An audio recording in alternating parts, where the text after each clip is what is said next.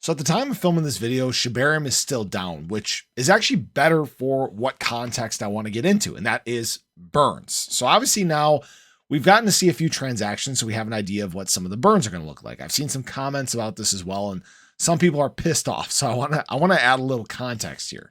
So if we look back at the Block Explorer transaction from 3 days ago, okay, we can see that they do actually a really good job of breaking down the fees. I will say that.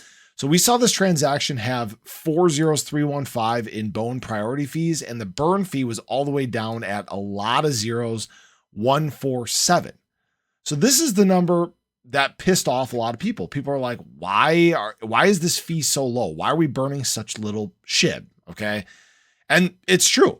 If each transaction was that small in terms of burn, we would take forever. We would not burn shib for a very long period of time, because you got to remember each burn is initiated by the community once you get to $25,000, and it would take an obscene amount of time to get to that level.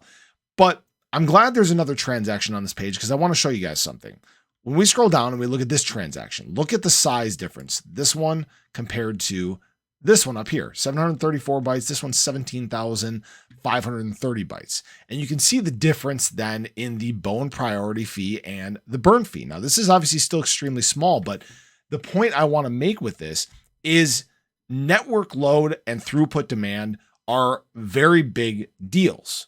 Okay. That is how the burn fee does in fact go up. The more load there is, the more demand there is to get a transaction through, the more it's going to cost. You see this across all networks, right? It's the reason why, Ethereum fees, they weren't always at, close to $100 a transaction. That wasn't the thing. It was cheap. It was pennies. And guess what? As there was more demand on the network, it went up over time. The same thing is going to happen with Shibarium. If there is more transactions, more projects built, more people utilizing the network, this fee will in fact go up over time. Now, I will say this. If we get to this point where these fees are still extremely small and it doesn't make sense to have them that cheap, the great thing about decentralization and governance is that we can vote to have it changed. That is one of the coolest things about a decentralized ecosystem. The power is in the hands of the people. So we really need to give it some time. Obviously, once the network gets back up and we can actually see how many transactions are going through, because obviously this is really just early days. This is testing. This is without people even being able to clear the bridge.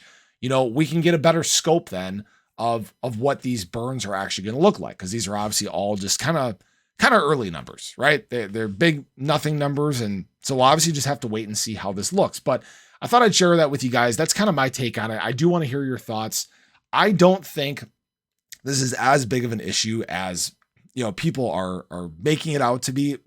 Guys, we got to give it time. The chain is 3 days old now, so let's see what happens when it's actually up and running. Some of these projects are launching, and remember, projects that are focused around burn too, that's a big deal as well. But we gotta wait. We gotta be patient, right?